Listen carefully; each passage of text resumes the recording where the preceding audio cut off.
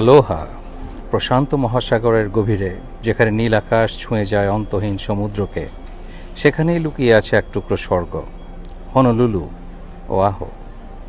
এটাই সেই দ্বীপ যাকে বলা হয় দ্য গ্যাদারিং প্লেস, যেখানে প্রকৃতি, সংস্কৃতি আর মানুষের উষ্ণতা এক হয়ে তৈরি করেছে এক অনন্য জগৎ। আগামী 9 দিনে আমরা খুঁজে বের করব এই দ্বীপের অজানা গল্প। সূর্যের আলোয় ঝলমল করা ওয়াইকিকি বিচের বালুকা বেলা থেকে শুরু করে পাহাড় আর সমুদ্রের মিলনস্থলে লুকিয়ে থাকা নিঃশব্দ সৌন্দর্য। এ শুধু একটি ভ্রমণ নয়, এটা একটি অনুভূতির যাত্রা, প্রকৃতির কাছে ফিরে যাওয়ার গল্প, নিজেকে নতুন করে আবিষ্কারের গল্প।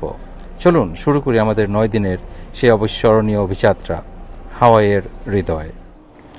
পৃথিবীতে সব ভালো যেমন সারা জীবন থাকে না, মন্দ কিন্তু সারা জীবন থাকে না, একদিন আগে আর পরে তাদেরও পতন হয়। তো যাই হোক, আমি ভালোর গল্প বলি। আজ আমাদের এই 9 দিনের হাওয়াই ট্যুর শেষ হলো। অনেক ভালো এবং এনজয়েবল একটা ট্যুর ছিল, অনেক এনজয় করেছি। আসসালামু আলাইকুম, আমি মোহাম্মদ আল ফারুক, আমার সাথে আছে মালা। বলছি হাওয়াই, হনলুলু হাওয়াই থেকে।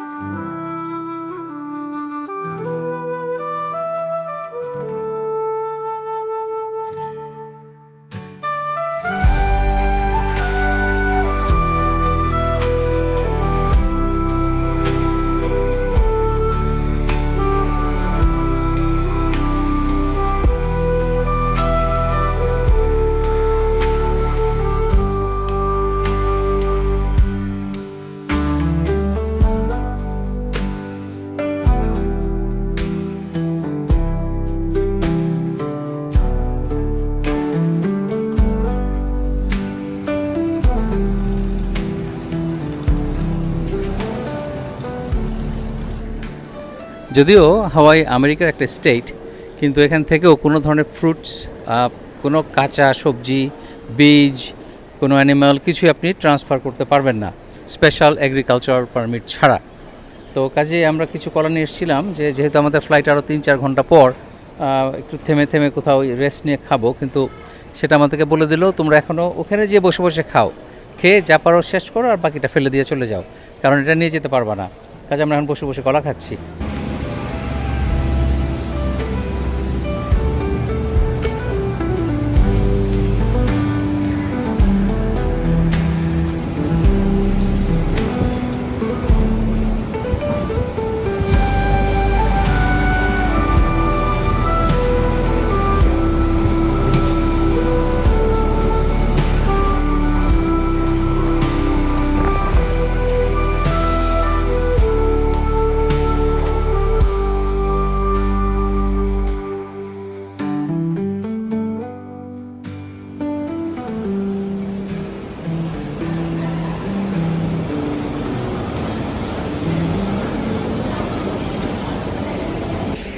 চিন্তা করা যায়, এই যে একটা এয়ারপোর্ট, ব্যস্ত চারিদিকে, প্লেন উঠছে নামছে, আর তার ঠিক এপারেই একটা বাগান, ছোট লেক আছে, একটা জাপানিজ গার্ডেন, আপনার সাজানো গুছানো, একেবারে শান্তির একটা টুকরো।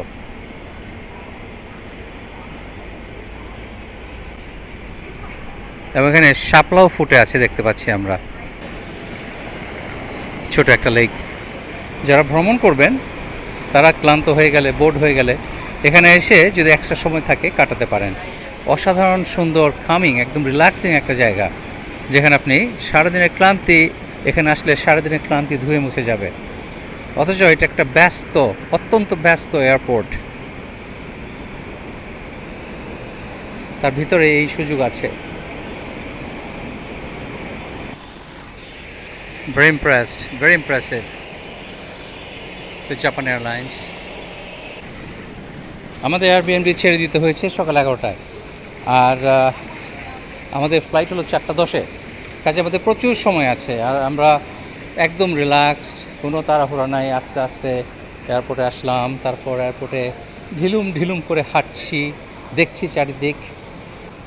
আর আমি বলেছিলাম আপনাদের সাথে ডিসকাস করব যে এখানে এত এক্সপেন্সিভ, তাহলে মানুষ থাকে কিভাবে, সেটা নিয়ে আমি আপনাদের সাথে একটু পরে গল্প করব। আগে আমাদের এইমাত্র ক্লিয়ারেন্স হয়ে গেল সিকিউরিটি চেক, একটু কোথাও রিল্যাক্সিং করার জন্য বসে আপনাদের সাথে সেই গল্প শেয়ার করব।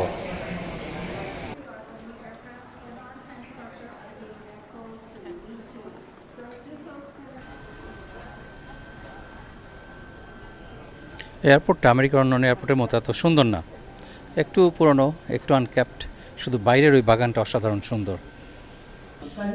আপনাদের অনেক প্রশ্ন আছে, আমি সবগুলো তো আমি জানি না, কিন্তু যা আপনাদের প্রশ্ন যেটা আমি গেস করতে পারি যে আপনাদের মনে আছে, আমি সেগুলো উত্তর দিচ্ছি। এক নম্বর হলো যে ভাইয়া আপনি শুধু এই এক আইল্যান্ড থাকলেন, আর তো গেলেন না কেন? আর কোথাও যেতে হলে ফ্লাই করা ছাড়া কোনো ওয়ে নাই। এখন ফ্লাই করা মানে আপনি এয়ারপোর্টে আসবেন 2 ঘন্টা আগে, 3 ঘন্টা আগে এসে চেক ইন করবেন, ফ্লাই করবেন, সেখানে যে এক রাত থাকতে হবে। এক রাতে একটা আইল্যান্ডের কতটুকু দেখতে পারবেন? বেশি কিছু না। কাজে এই যে সময়, আমরা আসছি মাত্র 9 দিনের জন্যে, সময় লিমিটেড ছিল, আর এটা একটা বড় ফ্যাক্টর ছিল। যাই হোক, ফার্স্ট টাইম হাওয়াই আসছি, কাজে এক জায়গাতেই ছিলাম, একটা আইল্যান্ড দেখলাম। ফিউচারে হয়তো অন্য জায়গায় যাব। এখন আমরা যে এই আইল্যান্ডে ছিলাম, ওয়াহো, এটা হলো সাইজের দিক থেকে 3 নাম্বার, কিন্তু জনবসতির দিক থেকে 1 নাম্বার। সমস্ত হাওয়াইয়ের যত পপুলেশন আছে তার 90% এখানেই থাকে, আর বাকি 10% বিভিন্ন আইল্যান্ডে আছে ছড়িয়ে ছিটিয়ে। তো এর যে সবচেয়ে বড় আইল্যান্ড এবং যার নামও হাওয়াই, এটা একটা নাম হলো বিগ আইল্যান্ড, সেখানে কিন্তু লোকজন একেবারেই কম। তবে সৌন্দর্যের দিক থেকে আমার মনে হয় মাওয়াই সবচেয়ে সুন্দর। আমি যেরকম পছন্দ করি, একদম বিল্ডিং টিল্ডিং তেমন নাই, খুবই কাম, রিল্যাক্সিং, একদম ভিলেজ টাইপ আইল্যান্ড যেরকম হওয়ার কথা সেরকম। তো সেটা ফিউচারে হয়তো যেতেও পারি। এখন এই যে এখানে আপনার এত লোকজন, এত বড় একটা সিটি, এখানে আইল্যান্ড, এখানে আছে মাত্র মেবি 100 জন বাংলাদেশি, একদম ছোট বাচ্চা বড় সব মিলেমিশে। তো এত সুন্দর একটা জায়গা যেখানে 12 মাস স্প্রিংয়ের মতো টেম্পারেচার, এমন অসাধারণ ভিউ, তারপর বাংলাদেশি এত কম কেন?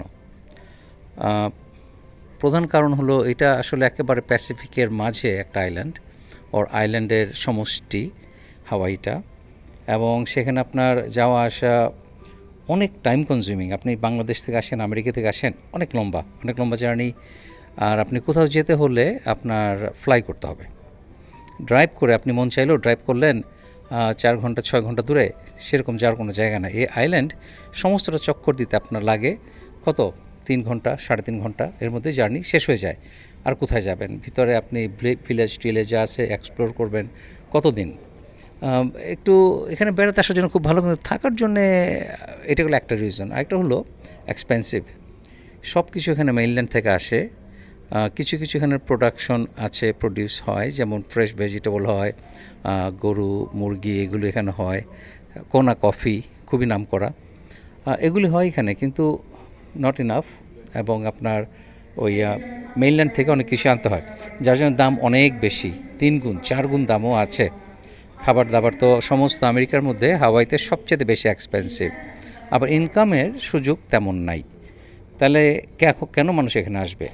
যেমন একটা এক্সাম্পল দিই, আপনার যারা এখানে ইঞ্জিনিয়ার আছেন, ডাক্তার আছেন, অথবা প্রফেশনাল কোনো ভালো স্কিল আছে, সেটা করে তারা ভালো পয়সা কামায়, তারা তখন এখানে আর্ন করে থাকতে পারে। ভালো আর্নিং হলে এখানে থাকা এটা হ্যাভেনলি। টাকা যদি থাকে, আপনি যদি সুপার রিচ হন, তাহলে আপনার জন্য এটা হ্যাভেন। বাট যাদের নাকি রেগুলার চাকরি করতে হবে, ধরেন অড জব যেটাকে বলে, ম্যাকডোনাল্ডস কাজ করেন, গ্যাস স্টেশন চাকরি করেন, অথবা আপনি অন্য কোনো ছোটোখাটো জব, সেখানে কিন্তু আপনার সেটা করে আপনি এখানে অ্যাফোর্ড করতে পারবেন না। আপনার এখানে তখন হাজব্যান্ড ওয়াইফ দুজনে মিলে চাকরি করে এত বেশি ব্যস্ত থাকবেন, পরিশ্রম করবেন, যে এই আইল্যান্ডের সৌন্দর্য সেটা উপভোগ করার সময় থাকবে না।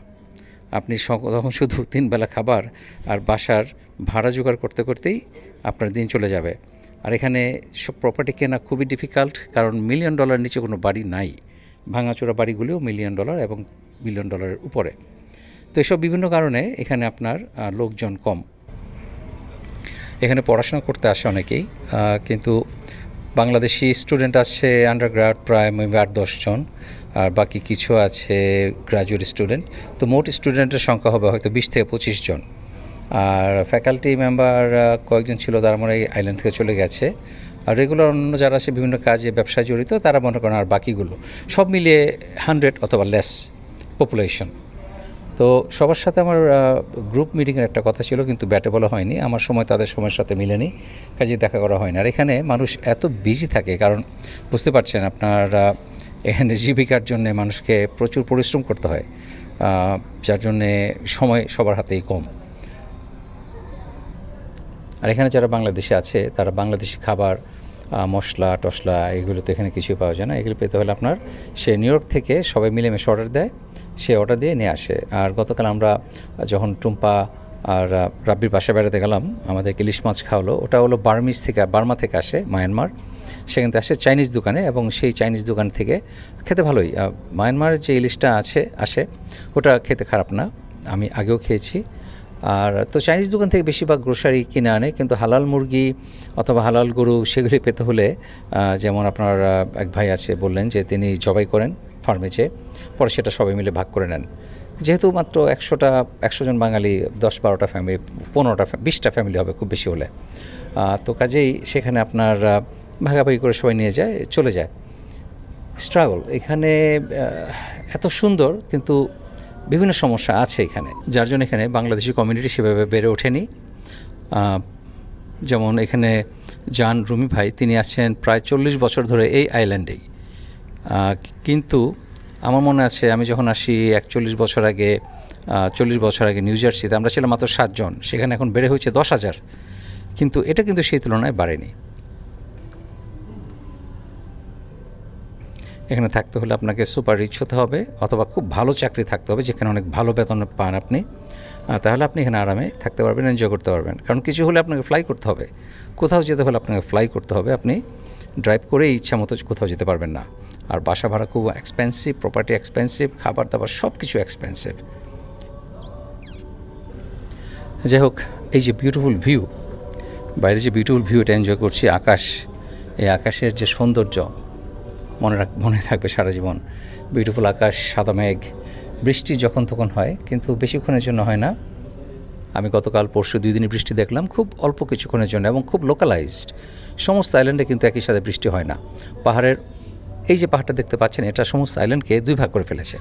এক পাশে অনেক বেশি বৃষ্টি হয়, আরেক পাশে বৃষ্টি হয়ই না। তো কাজেই আপনার নির্ভর করে আপনি কোথায় আছেন, আপনার লোকেশনটা কী, তার উপর নির্ভর করে আপনি বৃষ্টি পাবেন কি পাবেন না। বৃষ্টি সব জায়গাতে হয়, কম আর বেশি, কিন্তু ওই সাইডে একটু বেশি হয়। যাই হোক, এখন আগামী বেশ কয়েক ঘন্টা একটু রিল্যাক্স করব, আর অপেক্ষা করছি আমার ফ্লাইটের জন্য। আসার সময় এসেছিলাম জর্জিয়া হয়ে, আর এখন যাব মিনিয়াপলিস হয়ে।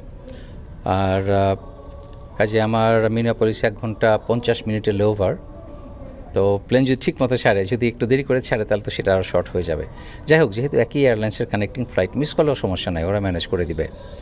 যাই হোক, একটু রিল্যাক্স করি গে।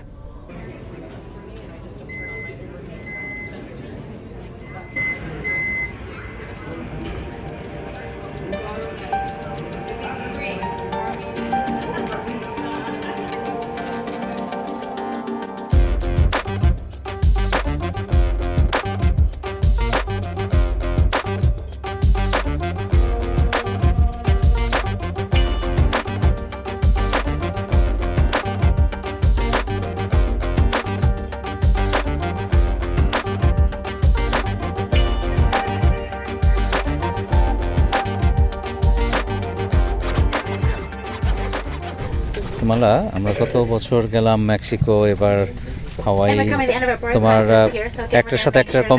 মেক্সিকোতে ভালো লেগেছে, প্রচণ্ড গরম ছিল, কিন্তু হাওয়াইতে অত গরম নাই। কিন্তু এখন তো বুড়ো হয়ে গেছি।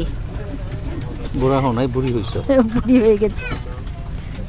ওভারঅল ভালো ছিল, এটা তো কোনো সন্দেহ নাই। আই মিন, আলহামদুলিল্লাহ, এমন বিউটিফুল একটা জায়গা, এর সূর্যের আলো অনেক ব্রাইট এবং চকচকে, কারণ কোনো পলিউশন নাই। যাই হোক, শুধু একটাই কমপ্লেন ছিল যে দাম সব কিছু অনেক বেশি।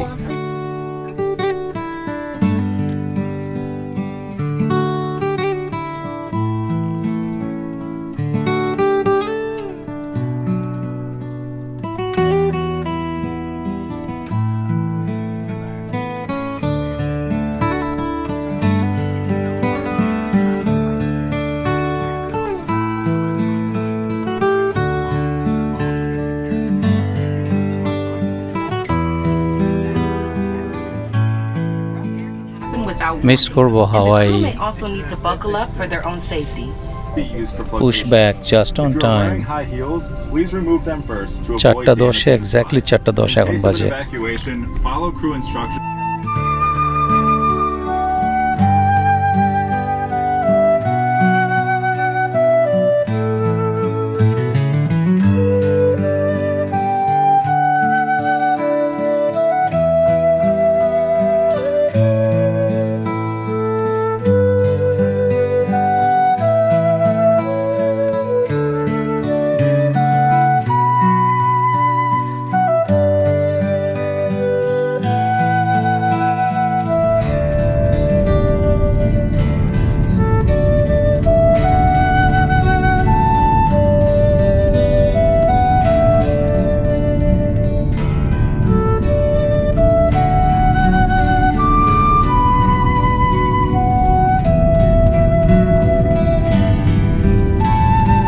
Lift of.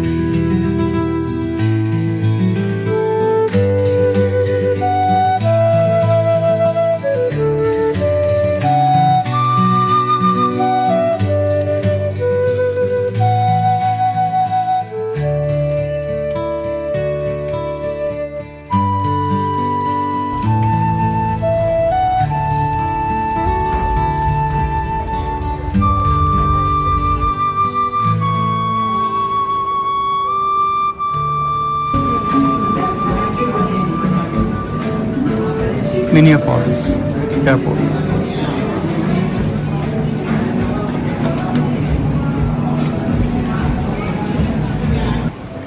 টি শার্ট থেকে আমরা এখন জ্যাকেটে, এখানে হ্যাভি জ্যাকেট সবার, কারণ এখানে 49 ডিগ্রি ফারেনহাইট, ভীষণ ঠান্ডা, আর এখানে ছিল 80 ডিগ্রি।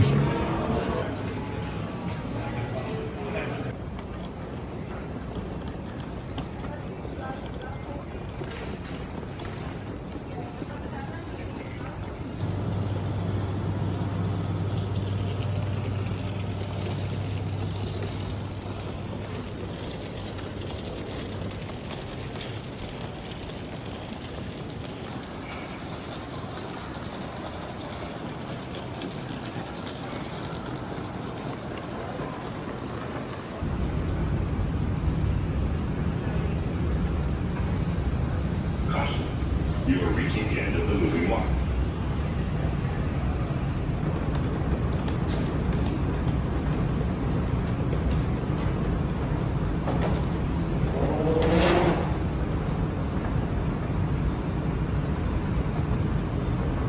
Moving on.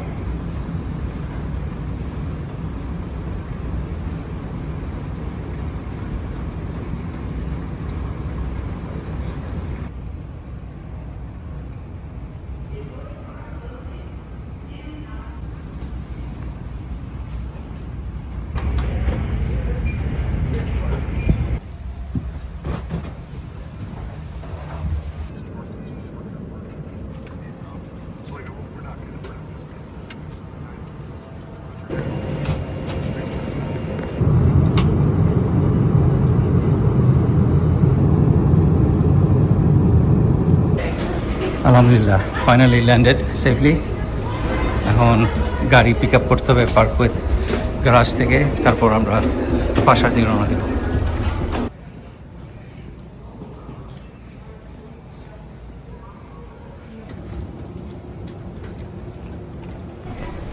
আমরা আমাদের শাটল বাসের জন্য অপেক্ষা করছি। এখন গাড়ি কোথায় রেখে যাই? এয়ারপোর্টে লং টার্ম পার্কিংয়ের ব্যবস্থা আছে। আপনি যদি 1 সপ্তাহ 2 সপ্তাহ 1 মাসের জন্য অথবা আরও লম্বা সময়ের জন্য গাড়ি পার্ক করে রেখে যেতে পারেন। খরচ অনেক বেশি, $20 $25 হতে পারে, ডিপেন্ড করে। আর আবার একটু এয়ারপোর্ট থেকে 2 মাইল দূরে যদি আপনি পার্ক করেন গাড়ি, তাহলে সেটা একটু অনেক বেশ কম দাম, তখন $12-14 পাওয়া যায় প্রতিদিন। তো কাজে এই 7 দিন 8 দিন 10 দিনের জন্যে এটা একটা ভালো অপশন। তো আমরা পার্ক করেছি সেইভাবে 2 মাইল দূরে। তো আমাদের শাটল এসে আমাদেরকে পার্কিং লটে নিয়ে যাবে, তারপর আমরা আমাদের গাড়ি পিক আপ করে বাসায় রওনা হয়ে যাব। I started creating the whole thing, you know, like yeah, probably did it.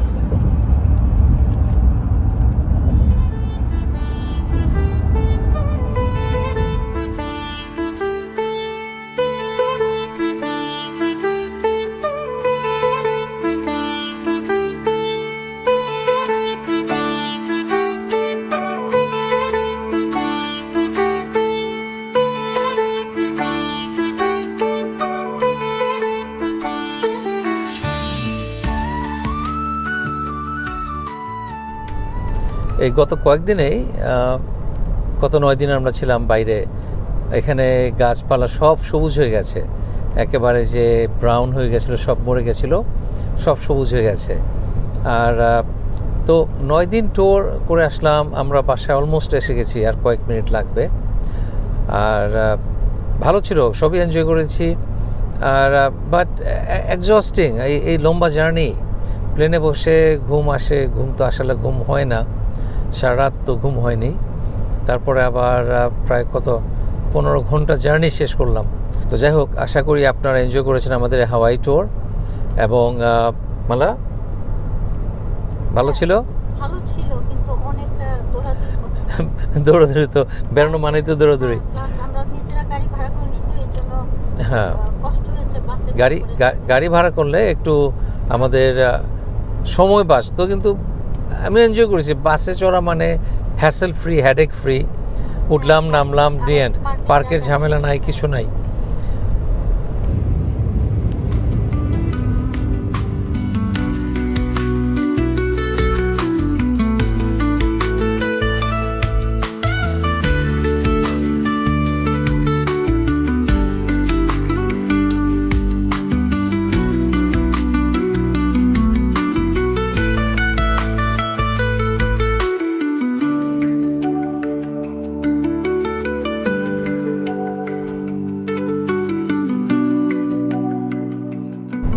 Enjoy করেছি অনেক ওভারঅল। আশা করি আপনারা আমাদের এই ট্যুর এনজয় করেছেন।